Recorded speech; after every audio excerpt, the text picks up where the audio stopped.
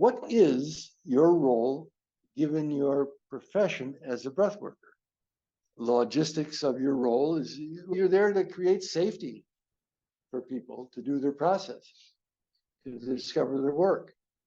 So, for example, you learn here, if you haven't done this already, when you're doing a group breathwork session, you set it up so that people aren't too close to one another. Like if they get active, that there's separation enough that assistants can come in and speak directly to the person if they have something to communicate. So you're creating safety. So we like to have a cushy place for people to lay. A blankie is usually nice to put on themselves. Now, the interesting thing about blankies, it's very common as a person really gets into the flow that they start feeling chilly. I say when we do breath work, we're getting to the boundaries of our fear of what's safe because we're using, particularly in faster than normal breathing, this is, okay? We're using a faster than normal breath, which activates the sympathetic nervous system, and the blood tends to withdraw from the periphery and go to the core for protection. It's just a physiological thing. So people will start to feel chilly. And having a blanket there just to help comfort them doesn't necessarily make them warm. It makes them a little warmer and they feel safe in doing that. But it's not about, okay, let's take a break from breathing now and let's just get you nice and warm and cozy. I'll get you a cup of cocoa. And no, it's part of the process that they might feel that chilliness. And you can let them know that. Let them know that that's okay. That's why I have a blanket here, that people often feel chilly in doing the work. As you breathe, that will tend to relieve. And sure enough, in many cases, after a while, it's like, get rid of this blanket and this shirt. All of a sudden now they're really hot. So there can be temperature fluctuations in that. And then you set up your room, say, okay, I'm going to do private breath work now. And the perfect place for it is in our middle room that has a nice skylight and there's birds chirping and trees outside. And of course, the dog and the kids walk through all the time to get to the playroom. No, you have a room where there's privacy.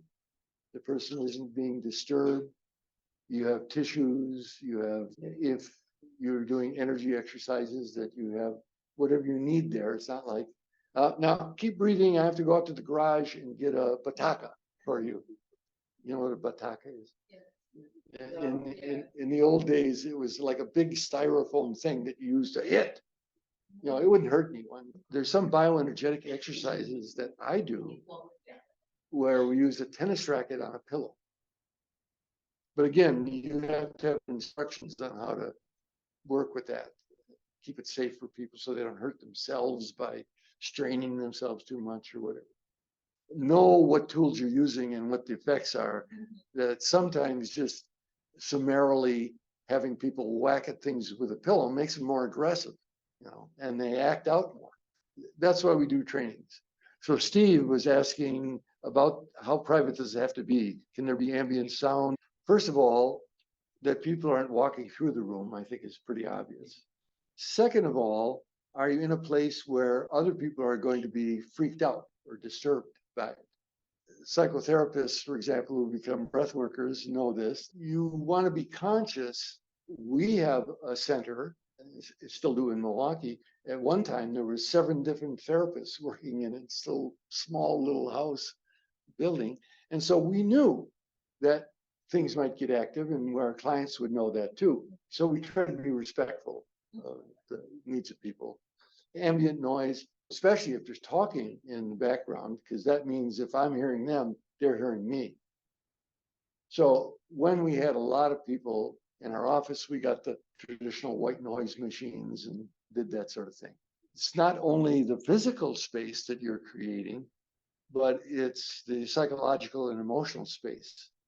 It's a space of non-judgment. I mean, even if you were working in a group practice and you are perfectly accepting of your clients coming in, if you're working with a staff, that is freaked out or would make comments or be judgmental, maybe that's not the place to do the work.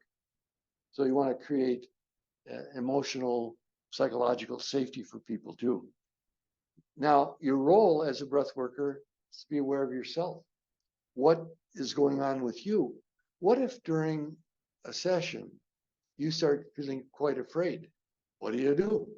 You monitor your own breath. Sometimes you are picking up on the fear of the person that's breathing.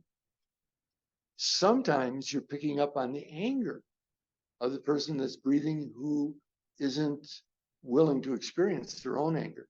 Sometimes you might pick up on sadness. Now, this is where the synchronicity of the healer and the healed comes in. If I start to feel fear, I don't automatically say, hey, I'm getting scared. Are you scared too? My job, my role is to take care of myself. Okay? Take care of myself, breathe with it, and listen. Because I might get some messages about what's going on with the other person. But even then, I don't necessarily lay them on them. You were beheaded in the French Revolution. I feel it. That's my trip. If I think something terrible happened to them, perhaps at some time, I bless them. I hold them in the light. But I also am open to, it's also a reflection of what my fears are, or maybe something that actually did happen to me. And my role there is to hold space for them. And if I need a session afterwards, you talk to a peer, you talk to the least, you do your own breathing. You got to a point where working with a client did not feel safe for you, then you talk to a supervisor. And if it can't be worked out, then it may be something that you have to refer. You do not blame the person for it. You own it. I have issues that are coming up in the work with you, and I feel I wouldn't be doing a great service unless I were feeling more safe with that. But I know someone that I've talked to that I feel very good about. You're working with them and they're willing to work with you. But I don't think that I would do you a disservice if I didn't work with my own issues. You don't lay a trip on someone, you own your own stuff. But that's an extreme. In the 50 years, I've had very few clients that I've had to terminate. In fact, I only think of one. My role is there to help bring awareness to people of what's going on with them. Not by telling them what's going on with them. Boy, you are really a pissed off sucker, aren't you? No, you're not telling people what's going on, but I noticed your fist clenching when you were telling me about your dad. I noticed your jaw getting tight. What's the feeling? Nothing. I love the old son of them. Okay, all right. We could experiment now as you're breathing. Just let yourself hit the pillow and say, "Get away." Oh, am I supposed to feel angry? No, you're just supposed to, if you're willing, to see whatever it is you do feel with it. I've asked people to do an exercise because I thought, oh, I know what's going to come out. And it was totally successful. Not because what I thought was going to come out, but something else came out. But there was some intuition into me to just get their energy moving and do an exercise. That's all.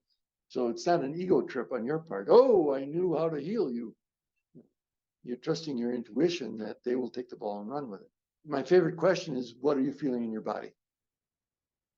That helps them get aware. So it isn't that you become an expert on reading their body or what's going on with them. I mean, temporarily they can use that because you can give them feedback and then they start having more expertise with themselves. So I use all sorts of tools during the middle part of a session, guided imagery, inner child, but I only do that when I have a strong sense that this will help them get in touch with their energy. This will help them because they're starting to fade, starting to wander. Rule of thumb is I never ask someone else to do something I haven't done myself. I haven't field tested myself. So again, your role as a breath worker is pay attention, listen to the body. As you do it more, it's more and more interesting and fun. And you'll get intuitions, but again, you don't lay the trip on someone, you inquire and check it out. Things that I ask people to do, or I guess I give them permission to do, is to not do what I ask them to do. That's as a breath worker early on, I remember doing something with somebody and they said, get away from me. And I went, oh my God. And I'm like all freaked out. And I go, Jane, and I go, could you keep an eye on her? You know, and it's okay for people. And that was for that person, that was incredibly powerful to tell me to get away. And it wasn't about me personally, it was about their ability to have that power to say, get away. And so I always tell my clients, if I ask you to do something and you don't want to do it, don't do it. Or tell me you don't want to do that right now. And especially sometimes when people are deep in process and we go up and say, what are you feeling in your body? What they're feeling is what they want to be experiencing, and we're pulling. And I said, and if you don't want to answer me, that's okay. You know, so that I give them permission to not do what I ask them to do, or to not experiment with me. These are golden words of wisdom here. She's taking this into the advanced class. No, it's the hardest thing. But what she said is that person has permission to say, no, don't make it all about you. They have just been empowered to do something they may have never done before without getting rejected or hit or shamed. Excellent. Thank you, Sherry.